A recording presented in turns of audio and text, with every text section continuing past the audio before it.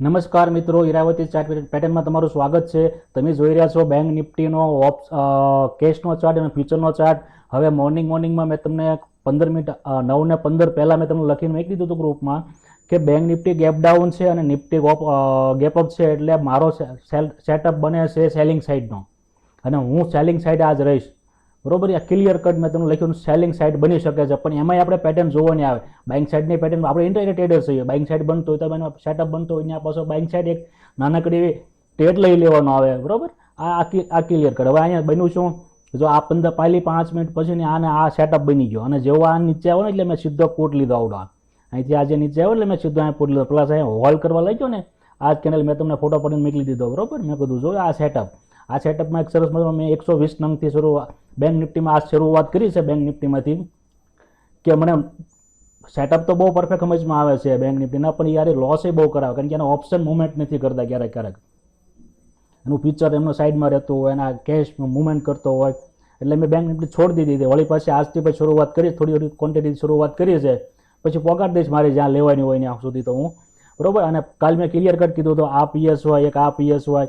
બરોબર, આ પીએસવાય પાસે આવીને ઊભી રહી ગઈ છે. હવે પછી અહીં ઉપર ગઈ તો આપણને કોઈ ઇન્ટરેસ્ટ નહોતો. અહીંયા ઉપર બાઇંગ સાઇડ ગઈ છે, આપણને કોઈ ઇન્ટરેસ્ટ નહોતો. સેટઅપ નહીં તો ટ્રેડ નહીં. આ જગ્યા પર મને સેટઅપ સમજમાં આવ્યો ગયો નિફ્ટીનો, તો નિફ્ટીમાં ટ્રેડ લીધો. તમને એનો તમને વિડીયો બનાવીને એમાં તમને કહીશ. પછી આ જગ્યા પર સેટઅપ બન્યો, આગલી કેન્ડલનો હાઈ બ્રેક નથી કરતો, પ્લસ પીએસવાય હતો.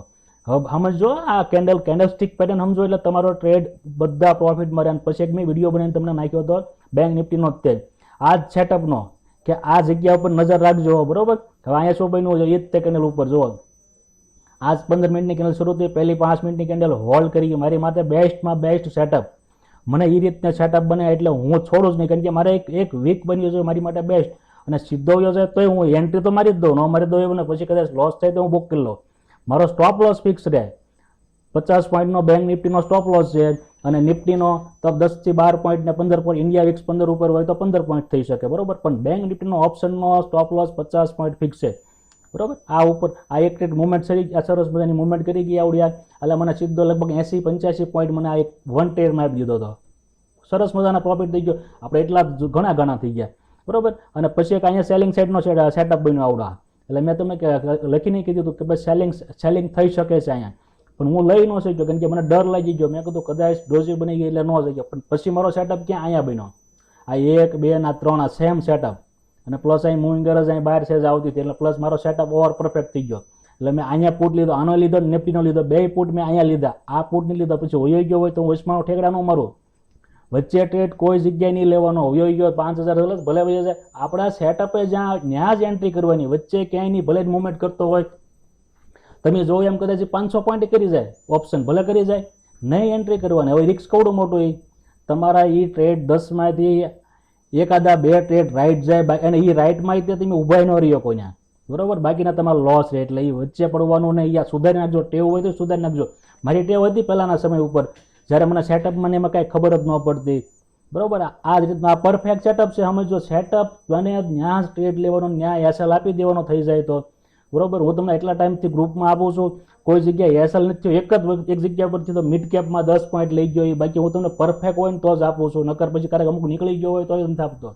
એટલે સમજી લેજો, આ સમજો સેટઅપ. બધા સેટઅપ પ્રમાણે જ હું ટ્રેડ કરું છું, અને સેટઅપ એટલે આપણી માટે ભગવાન છે. હવે કાલનો બેંક નિફ્ટીનો 1 ડેનો ચાર્ટ છે, આ 1 ડેનો. બરોબર, હવે આ ક્લિયર કટ છે આવડો. બરોબર, આ કેન્ડલની અંદર જ કેન્ડલ છે હજી. હવે હું છે ડોઝી ઉપર ડોઝી બની રહી છે. બીજી ડોઝી છે.